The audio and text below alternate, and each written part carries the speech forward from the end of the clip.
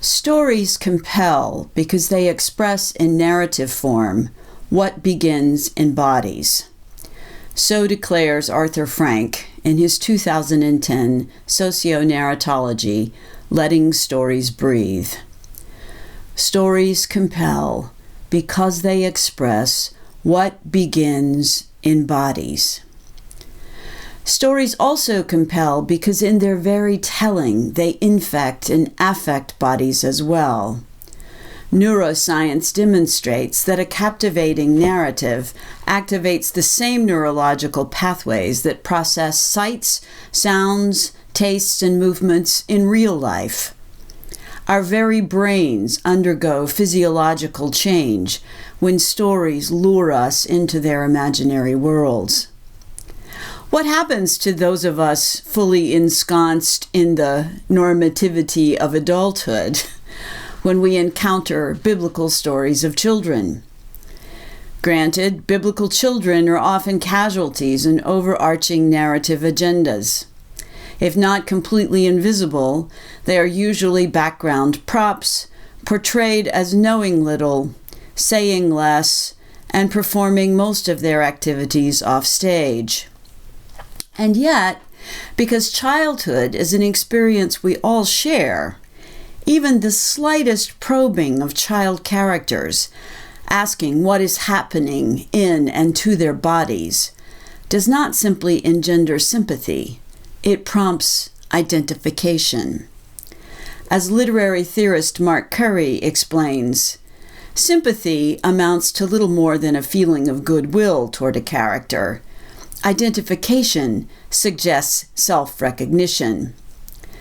Sympathy will not profoundly change the world.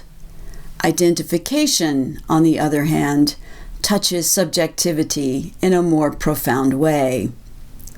Seeing ourselves in a story has the potential to confirm, form, or transform our sense of self.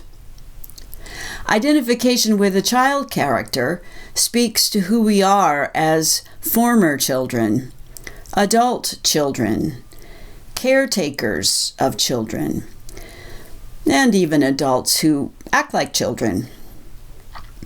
Ancient audiences, too, were not immune to the powers of identification. Stories of children, annunciations, begettings, birthings, youthful friendships, romances, rivalries, adventures. Despite the frequent leapfrog into adulthood, these speak not only to personal experiences of vulnerability, innocence, and childlike imagination. They also depict the generational renewal necessary for communal survival. To tell a story of the next generation invites hearers and readers to consider their own future survival as both individuals and collectives, and in particular, to ponder who they will be as moral agents embracing that future.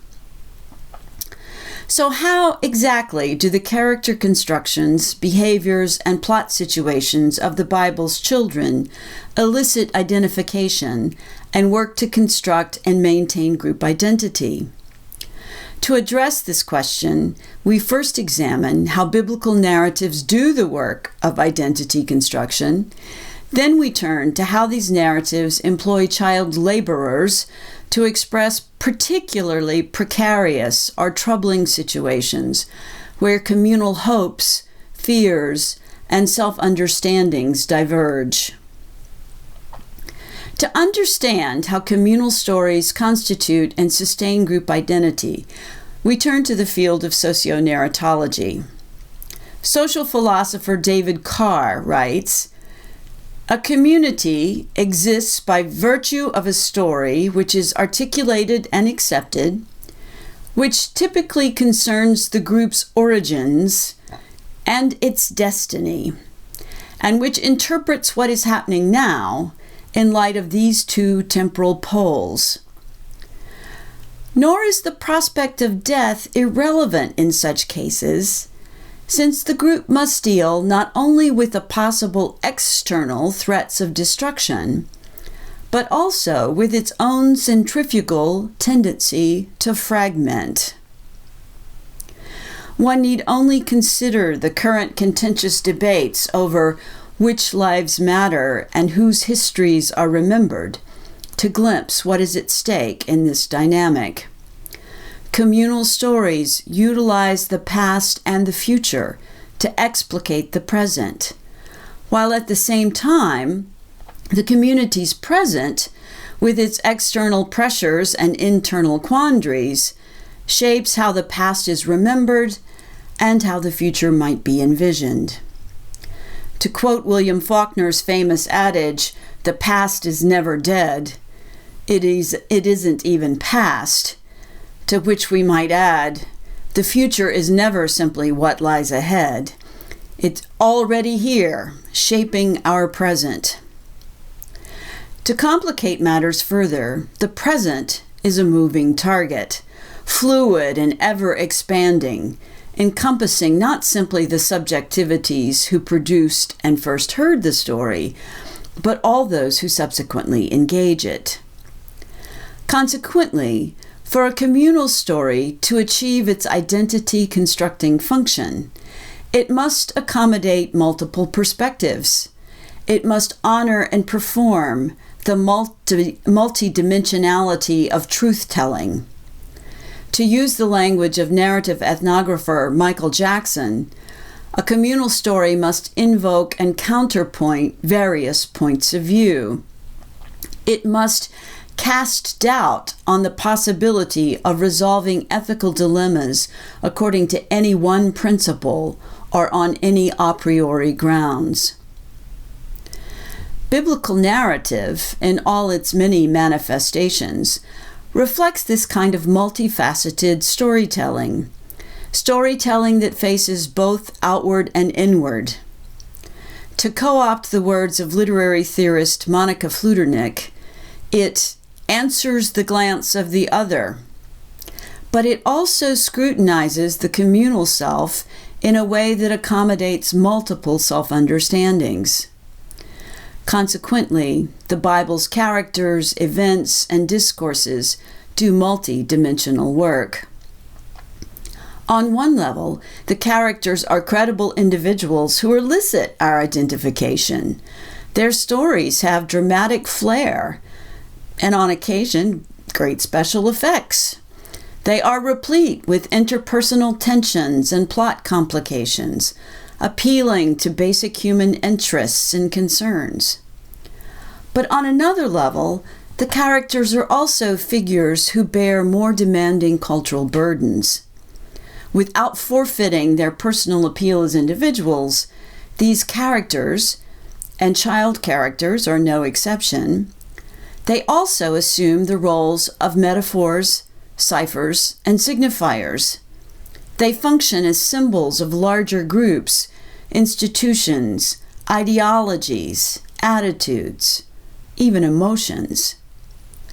Not surprisingly, the predicaments in which they find themselves are remarkably reminiscent of the social issues and situations that prompt story construction to begin with. As we increasingly recognize, much of biblical narrative emerges in contexts of imperial subjugation, where death lurks at every juncture and conditions inherently inhibit unfiltered truth-telling. Stories under the shadow of empire walk a political tightrope, often employing an arsenal of slipping signifiers, undecidable meanings, and subtle innuendo to avert imperial suspicion. They frequently play with time and space, camouflaging the present by revisiting the past or forecasting the future. Let's take Genesis as a case in point. Genesis launches a communal story that struggles to construct the communal identity of post-exilic Yehud. This post-collapse community confronts difficult economic and political circumstances, pressed from without by an imperial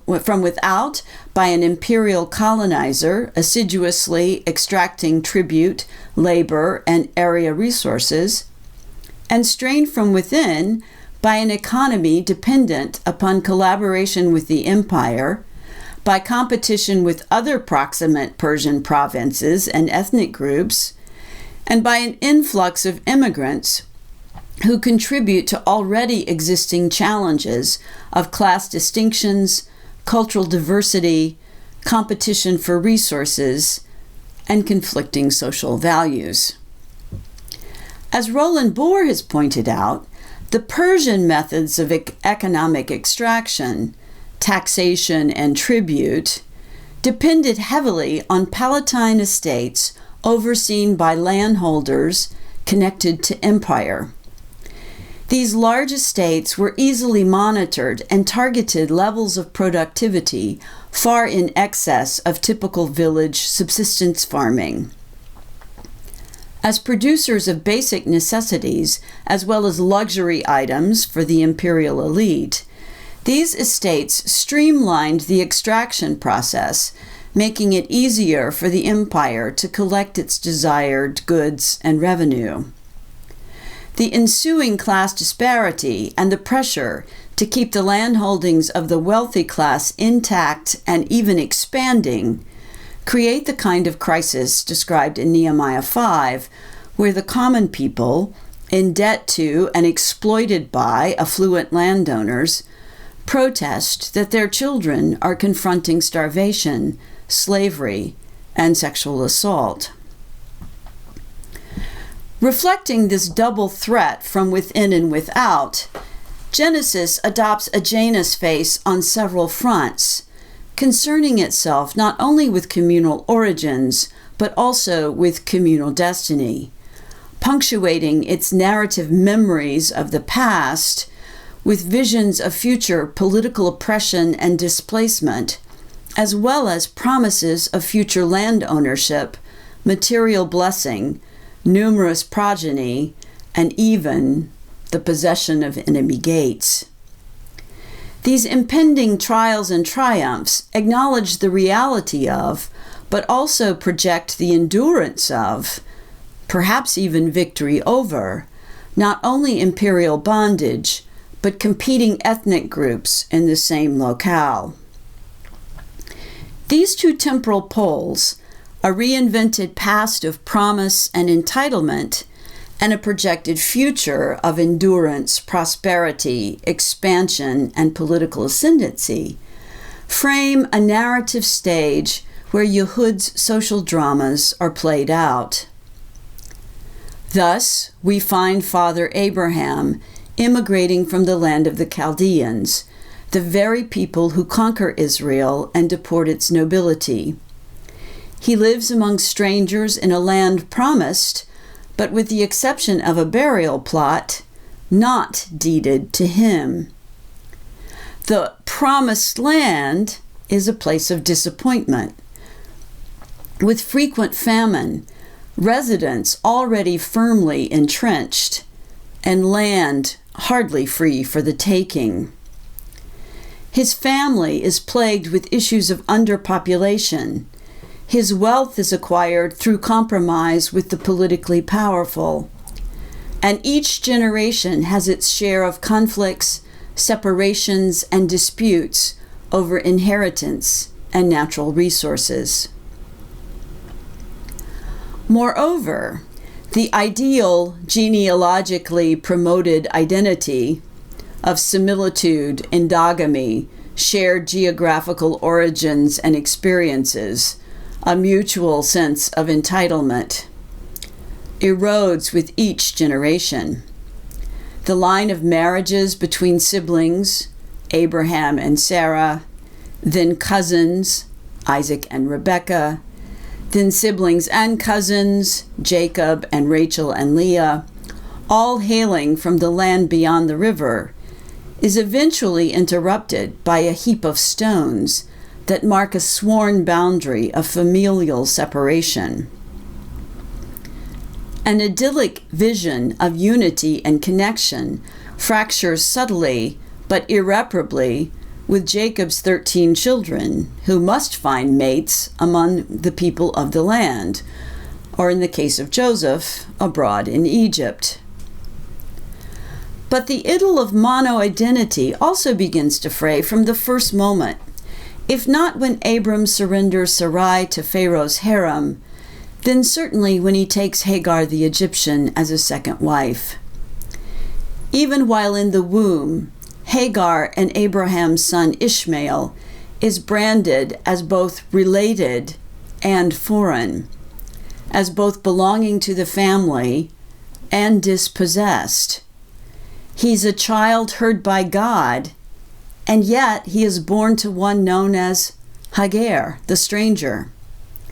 He is circumcised into the clan, and yet destined to become a wild ass of a man with an ambivalent relationship to all his kin. His mixed cultural heritage lends this ambiguity a certain credibility, but when in the next generation Rebekah and Isaac produce a son who from birth is a red, hairy, animal-like anomaly, and who from his youth is destined to become Edom, it becomes clear that disparate identities, division, conflict, and competition are innate and inevitable. One overarching social desire may be for a homogeneous social group, but the children themselves show this to be an impossibility, and perhaps even a misplaced ideal. In this way, Genesis captures the internal tensions of Persian Yehud with a common ancestry that narrates generation by generation those who are to be sustained in, grafted into, and pruned from the family communal tree. This familial turned foreign tale reflects historical reconstructions of the post-collapse Yehud, where coexistence, collaboration, and integration of all the proximate ethnic groups eventually give way to ideologies espoused by the returnees, privileging a more uniform group identity. It is no coincidence that Abraham himself confronts some of the same painful choices faced by his future descendants in Yehud. Even Abraham must, at Sarah's insistence and God's own urging, send away his foreign wife and his mixed son, despite his affection for his firstborn. The issue? An inheritance that does not bear sharing, or in anthropological terms, a competition over the scarcity of resources. Or if we view this with the imperial economy in mind, Abraham models the concern to keep his large estate intact. Hence, Hagar and Ishmael, bearing an uncanny resemblance to the expelled wives and children of Ezra 10, are sent out with only meager provisions and no substantial support capable of sustaining them. Abraham does this not once but twice, sending away the sons of his third wife, Keturah, with gifts, but no share of the inheritance. These expulsions serve not only to protect communal identity and inheritance, but the resulting landless poor also reflect political tensions and serve imperial, economic, and military interests. The empire always has need of agricultural laborers, soldiers, and other itinerates willing to settle places that will extend imperial reach. It is no coincidence that Ishmael becomes an archer, inhabiting the buffer zone along the trade route between Persia and Egypt.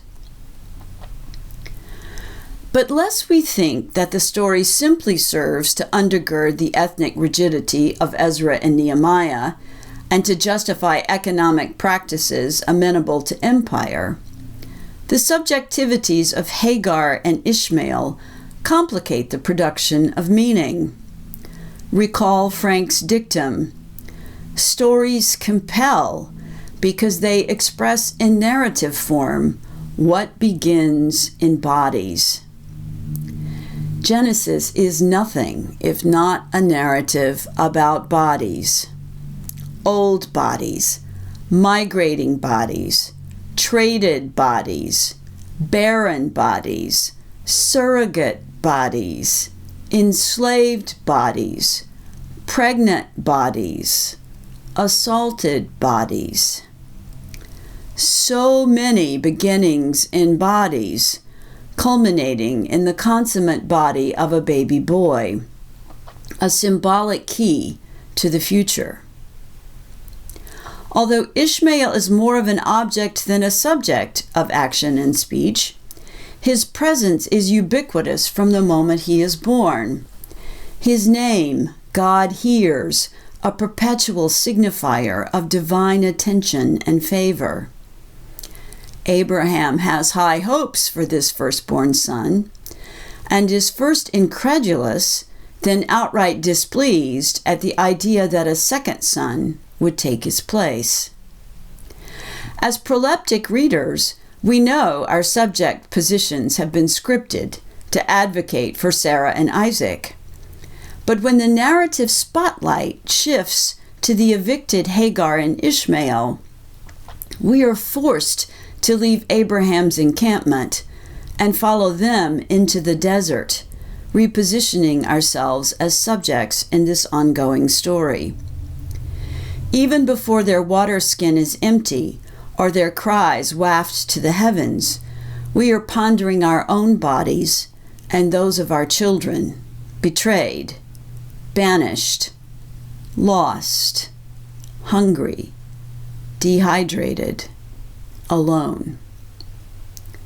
Many in the ancient audience, too, having incorporated into their communal memory exile, loss of family, and the trauma of near-death experiences, would have resonated with the plight of these refugees forced from their home. The question of divine presence and protection would profoundly echo with any who had ever felt abandoned by God. The ethnic identity of mother and son would speak to any who may have had histories of peaceful coexistence with Arab groups along the southern border. To any whose political allegiances leaned away from Persia toward Egypt. And certainly to any who had been separated from their families by administrators enforcing strict communal borders, whether Ezra, Nehemiah, or ICE. A similar social debate is reflected in the stories of Jacob and Esau. Esau is caricatured as an earthy, hairy, inarticulate, rash, and easily duped man of the wild, whose Hittite wives are regarded with deep disdain. As a firstborn son who makes naively poor choices, he cannot be trusted to value his birthright or his parents' values.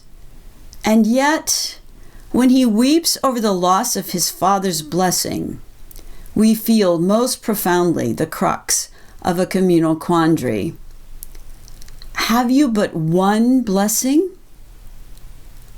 Bless me, my father. Bless me too.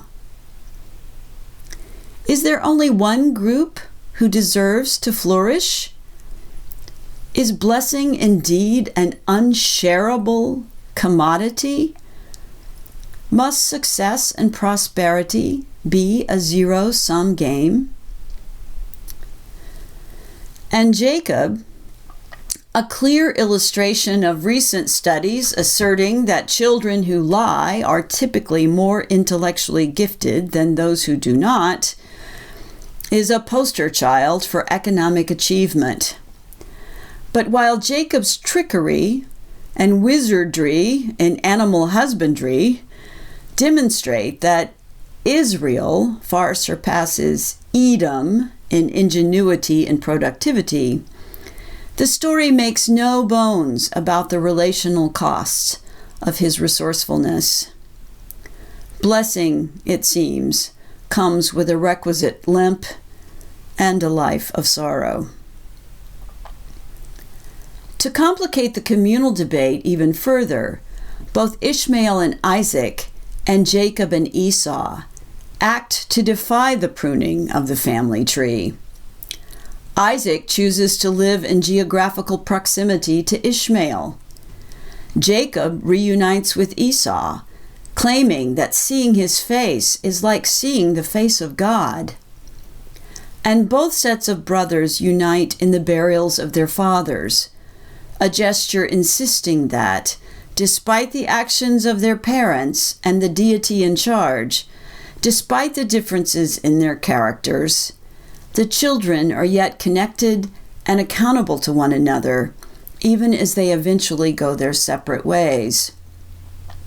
In the words of the Blacklist's notorious character Raymond Reddington, you know the problem with drawing lines in the sand? With a breath of air, they disappear. In other parts of the Bible, where the possible end of communal history looms, children confront the question of identity with more intensity. Spawned by the traumas of imperial conquest and exile, the stories of Daniel and Esther share an age-old folk and fairy tale plot trope of children either orphaned or separated from family. Narrative logic demands that, for children to be credible moral agents, they must face, without buffer, the real world of deeds and consequences. In other words, they must be free from parental authority and protection. Here we find children apprehended, detained, and co-opted by empire, metabolized into the very political system that left their land and people in wreckage. Children's bodies create the narrative space for communal expressions of vulnerability and hope. Thus, in Daniel 1, the parents and families of the children held captive in the Babylonian palace are conspicuously absent, leaving us to assume that they are either dead or imprisoned. Daniel and his friends, children of the Judean nobility, are sequestered, indoctrinated into a new language, history, and culture, and assigned new names reflecting Babylonian allegiances and identities. Once destined to be future leaders of Judah, they are socially, and most likely physically, emasculated and confined to be courtiers and counselors in the courts of first Babylon, then Media and Persia. Like sacrificial sheep, the boys are without blemish and reflect an ancient version of brain drain, the siphoning of talent from one culture to enhance another. Knowing all too well that there's no such thing as a free lunch, Daniel and his friends learn to navigate palace politics in order to avoid eating from the Babylonian king's table. Slyly sidestepping the food that would be religiously defiling and politically obligating, the youngsters perform a small, secretive, but significant gesture that fuses theological and cultural fidelity with political resistance. As the boys mature, the tensions between their Babylonian and Judean identities and between their allegiances to imperial and divine sovereignty provide the necessary plot complications in a cycle of stories that consistently package imperial cruelty in a potent swath of folktale tactics that rely on a willing suspension of disbelief. Last-minute rescues, happily ever after resolutions, and scathing political satire that never seems to be recognized by its targets. Daniel typically manages a delicate diplomatic dance to avoid royal wrath. Shadrach, Meshach, and Abednego engage in a full frontal confrontation with authority. Whatever form their political resistance takes, be it cautious discretion, quiet fidelity to communal values, or damn the consequences defiance, these boys becoming men enact fantasy plots of survival, personal victories, and even political ascendancy. They live in worlds where, unlike the real one, the persecuted can survive fiery furnaces and lions' dens. They can envision the mysterious toppling and humiliation of imperial powers. They can even imagine their wisdom converting tyrants into amicable allies. And they can fancy themselves in positions of imperial authority. At the same time, Daniel is told to be patient and secretive. Seal the book. Liberation is a thing of the future, dependent upon God, to be recognized by only a few. Resistance and revolution. Patience and passivity. Concession and compromise. Such a range of blueprints for reconstructing a community in wreckage suggests a complicated social assemblage struggling to find a way forward. The book of Esther taps into this social debate with even more overt satire. Here we enter a world of excessive imperial opulence with a head man, Akashvarosh, who is the epitome of self-indulgence, indecision, naivete, and willful ignorance. Here, human bodies are pawns, commodities, and consumables. The young noble sons in Daniel are transgendered in Esther by trafficked daughters rounded up throughout the empire and trained to meet the king's seemingly insatiable sexual needs.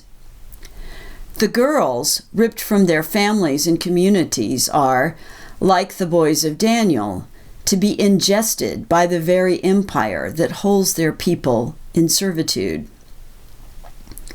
Their massive numbers and their captivity's purpose signal the empire's ravenous appetite for human bodies and all the various kinds of labor they represent. These harem captives are mirrored by the eunuchs who populate the story, emasculated men without reproductive futures, held captive to serve and most likely service the king. An entire generation of girls and boys are casually removed from their communities, held captive for life, unable to contribute to their communal futures, except in rare cases of social advancement and political intervention. Which, of course, is what the story of Esther is all about. The orphaned Jewish girl who rises to the top of her class to become queen, and who, as the king's favorite, is able to save her people from annihilation. Unfortunately, the book of Esther's outcome is distastefully bittersweet, with the relief of salvation against all odds, standing hand in bloody hand with excessive retaliatory violence. The light, laughter, and generosity of Purim, haunted by the massive number of casualties among non-Jews, not to mention the specter of an unstable, narcissistic monarch who might change his mind again at any moment and tweet out a new and more damaging edict.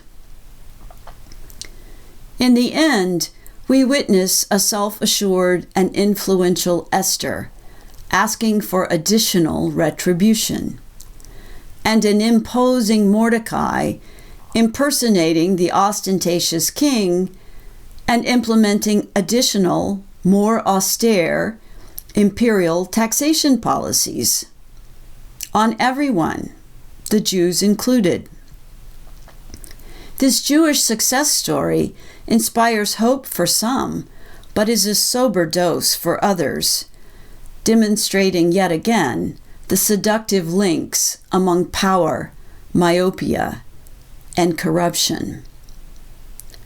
Perhaps it is no small coincidence that Esther and Mordecai, whose names play satirically upon Ishtar and Marduk, are descendants from the supposedly rejected house of Saul, and not the Davidic house where messianic embers might still glow. They are also Jews of the diaspora and not repatriated returnees to Yehud. For all of Esther's "if I perish, I perish" bravada, she bears the community's questioning critique of those who remain in diaspora and sleep with the enemy. We might also see her human initiative as a stark interruption in an ongoing theological conversation. Her story is a retelling of the Exodus without divine drama, a further diluting of the theological positions of the tales of Daniel and Joseph, where the divine presence is sensed only in dreams or in critical moments where Jewish characters inexplicably find favor in the eyes of their captors. The diminishing divine presence in these stories and the outright absence of God in Esther point to theological debate in a beleaguered community. Can we count on God to save us? What are our options if we cannot? Will our children fill the divine gap? How will they become strong, adaptable, astute, calculating, courageous, in a world saturated with political expediency and brutality? Will they know how to launch the next sequel of our history? And if so, at what cost to communal identity? The looming question, to whom will we entrust our history, brings us to the final set of stories I would like to consider: the opening of Luke's Gospel and 1 Samuel's account of Hannah and her son. Hannah and Samuel make their debut in the political context of judgeship, with Samuel eventually serving as Israel's last judge. Social violence, chaos, corruption, and fragmentation haunt the narrative backdrop, where Hannah finds herself annually reminded of her barrenness at the cultic center of Shiloh, the very place where 200 young girls had been betrayed by their community and abducted by the male remnant of Benjamin. At Shiloh, greed and sexual harassment abound as the sons of the priest Eli habitually confiscate sacrificial meat for their personal barbecues and regularly molest the women who visit the shrine. Hannah, barely a post-pubescent girl by modern standards, is caught not only in an insufferable marital situation where she's patronized by her husband and ridiculed by her husband's other wife, but also in a social and political context where suspicion of others is an easy excuse for violence, where women and children are exploitable, expendable, and savagely silenced, and where those entrusted with religious and political leadership are more interested in securing lavish personal lifestyles than in guiding the people. With every man doing what is right in his own eyes, and the deity Yahweh standing aloof from this hopeless anarchy, Hannah's unchanging body becomes the symbolic site of divine inactivity. The deity has closed her womb in much the same way he has closed his eyes to the atrocity of Israel and his ears to the screams of Israel's victims. And yet, while Yahweh might close Hannah's womb, he cannot squelch her desire for a new world order. So irrepressible is this desire that she offers to relinquish to Yahweh the very child for which she prays. Why does she do this? David Jobling, in his incomparable commentary on 1 Samuel, proposes that she places her son in a strategic social position to do what she, as a woman possessed by a man, cannot. Ensconced in the principal cultic center in the tribal confederacy, her son Samuel will become the alternative to the corrupt incumbent priesthood. The political vision that will guide Samuel is contained in the song Hannah sings at his dedication, a song that imagines the world turned upside down, the weapons of the mighty broken, the hungry well-nourished, the barren fruitful, the rich cast down, and the poor uplifted. It is a song critiquing her political context, proclaimed to all who will listen. A script proposed for Yahweh himself. Thus, Hannah's intervention in her socially prescribed story provides the impetus for God's doing a new thing in Israel, communicating with the people through Samuel, pronouncing judgment on Eli's house, wreaking havoc on Israel's enemies, and inaugurating a new era of leadership. Moreover, Hannah lends to God her son Samuel to help accomplish what God seemingly cannot do on his own. Hannah's song echoes throughout young Mary's Magnificat. The political hopes voiced are essentially the same, although Luke carefully excludes any incriminating backstory of social unrest and takes other political precautions as well. While Hannah sings her political protest in public, Mary sings hers in private, sharing it only with her cousin Elizabeth. Hannah has political and social designs for her son Samuel. In contrast, the roles of John and Jesus, symbolized in their divinely assigned names, Yah favors and He will deliver, are already divinely forecasted and come as surprising news to their respective mothers. Hannah brings Samuel to the sacred shrine, insisting that his vocation is there. Mary is taken aback when Jesus remains in the temple in Luke 2 to be about his Father's business. The differences do not end here. Hannah's story exhibits what Michal Bakhtin calls the eventness of being. According to Bakhtin, some narrative plots, more so than others, capture the unpredictability of life and therefore showcase ethical accountability.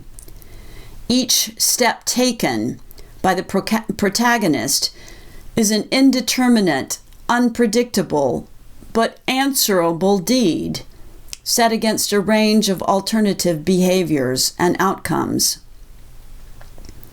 At every juncture, Hannah could have taken a different turn. She could have ignored Peninnah's taunting.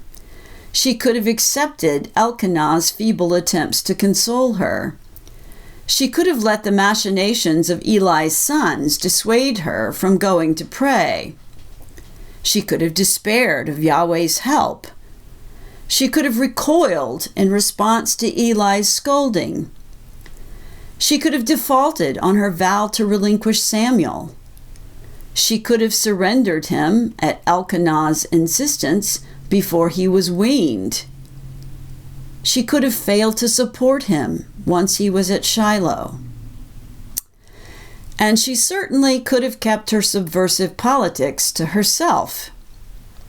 Instead, she makes deliberate choices in the face of other options, and her choices force Yahweh to make choices, and Yahweh's choices inspire Samuel's choices, and so it goes. Hannah's choices turn out to be momentous, as do those of her son. He will choose to listen to divine whispers in the night. He will choose to proclaim painful truths in the light of day. He will choose to take the reins of leadership when the house of Eli falls. In Hannah and Samuel's world, life is unpredictable, and the future is shaped by acts of moral agency, even those of young mothers and their small children. By contrast, Luke's opening chapters feature human characters with few choices. Rather, whether taking the guise of the angel Gabriel, the Holy Spirit, or God Most High, divinity instigates and drives every event, interrupting, prevailing upon, directing, filling, prompting, and overshadowing the human actors who, for their parts, comply with the divine conductor's oversight, saying what the Spirit inspires them to say, doing what the Spirit wills them to do. Both Elizabeth's speech and Zechariah's prophecy are prompted by the Holy Spirit. Young Mary declares herself God's slave and utters the Magnificat in a seeming act of ventriloquy. Simeon is led by the Spirit to visit the temple on the very day Jesus is dedicated. And perhaps most significantly, the babes John and Jesus have their scripts already written before they ever arrive on the scene. John is to be filled with the knowledge of salvation and strengthened by the Spirit as he grows. Jesus is to be filled with wisdom and the bearer of God's favor. Even the questioning of the divine tide is met with an overriding gag order. In response to his incredulity of Gabriel's announcement of a son, Zechariah is struck dumb and must remain so until the divine pronouncement is fulfilled. Collective characterization also contributes to this predetermined plot. The people who make up the background chorus act, speak, and react as one. They all pray in tandem at the hour of the incense offering. They all wonder at Zechariah's tardiness. They all express amazement at John's naming. They all succumb to fear when Zechariah regains his voice. Likewise, the shepherds collectively fear in great fear at the appearance of the angel. They all leave their duties at once to find the heralded baby. All who hear their news marvel. 12 years later, the teachers in the Jerusalem temple are all amazed at the child Jesus' abilities. Like water weeds caught in an overpowering current, the human characters of Luke are captured in, carried by, a force beyond their control, their spines bending in concert, their wombs and psyches filling with the surge of the Almighty. Following Jobling's interpretive lead, we also note that Luke's characters proliferate. The figures of Hannah and Samuel are splintered and multiplied. Hannah's role must be played by 3 women: Elizabeth the barren woman, Mary the political visionary, and the prophetess Anna, who bears Hannah's very name. Samuel is split into John the child prophet and Jesus the anointed Savior. And oddly, the innocuous Elkanah and the ineffective Eli are recast with Zechariah and Simeon, whose pronouncements all but drown out the declarations of their female counterparts. All this against a backdrop of nameless, faceless crowds and groups who bear witness to, are affected by, are caught up in the flow of events. This mushrooming of characters is in keeping with Luke's goal to recast an individual Savior's story as a narrative of a transforming social movement. Luke's story has intriguing resonances in the contemporary world. In 2006, socio-narratologist Francesca Polletta produced a study of the stories told by civil rights activists in the 1960s. As is now common knowledge, the civil rights movement was in actuality highly organized. Public protests and marches were meticulously choreographed. Settings were purposely chosen. Activists were strategically selected and positioned. Public speeches were carefully, rhetorically constructed masterpieces. And yet, when participants were interviewed at the time, they invariably described the movement with its various public events as spontaneous and infectious. Individuals were simply moved to do what they did, to say what they said. It was like a fever, was a common refrain. Polletta discovered that the reasoning behind such a narrative facade was the need to deter public accusations that the movement was conspiratorially connected to the Communist Party, an affiliation that would have derailed the movement so soon after the McCarthy era. Luke's Gospel employs a similar strategy by insisting that the characters in the early Christian movement were divinely deployed, divinely driven, caught up in something beyond their control. Luke diminishes political culpability. In effect, he represents the movement to the Roman Empire as one inspired by the gods, not politically motivated or subversive, but in keeping with the imperial value of peace and reflecting the gender hierarchy inherent in Roman society, even demoting mothers to being simply the bearers and not the shapers of their sons. But Hannah and Samuel's initiative does not simply get swept away by the tide of divine incitement. Stories told are shaped by the stories with which they are heard. The communal group assembled by Luke's narrative is called upon to hold both stories in their heads at once. One story that encourages a passive, compliant bending to the divine will, whatever form that takes, and another story that promotes human resourcefulness, moral agency, and political and social critique.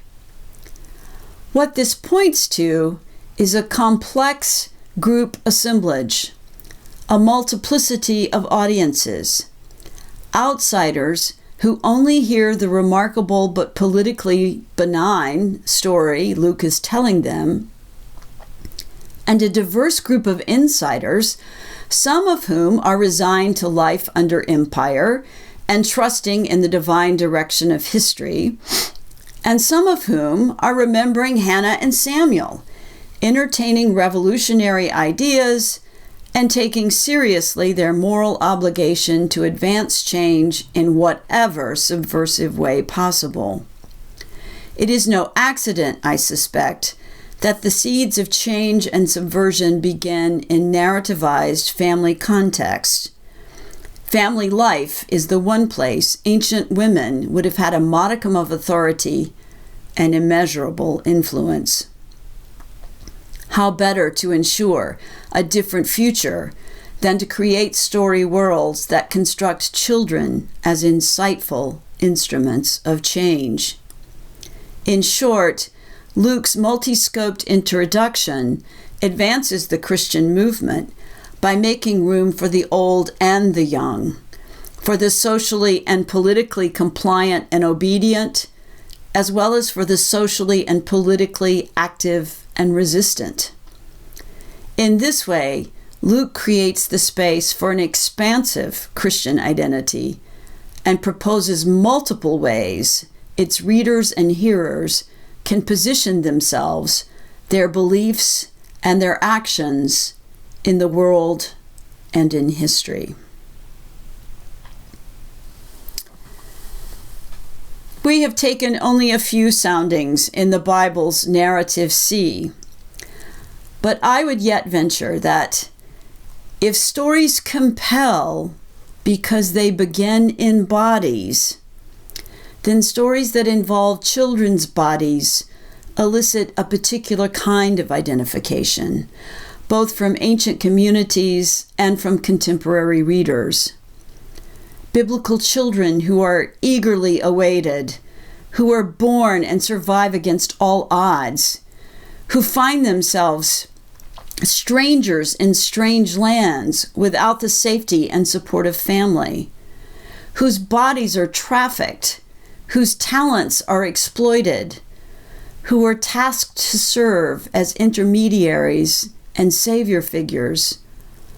All of these point to grave communal experiences and anxieties, and to the heavy burden of hope resting on the next generation. These children create distinctive spaces for communal reflection on present challenges and future courses of action. Their narrative performances propose prospective blueprints that range from radical upheaval to pragmatic concessions to flawed and oppressive political systems, that draw firm lines around group identity, and that also imagine dissimilar peoples to be profoundly interconnected and interdependent. Are these not political and social spectrums that sound uncannily familiar? The Bible puts children's bodies on the line, bidding them to labor on behalf of the communal story. And they do so. They work to extend history's horizons into places where individuals and communities in quandary and in crisis can explore, for better or worse, who they have been, who they now are, and who they yet want to become. How can we not identify?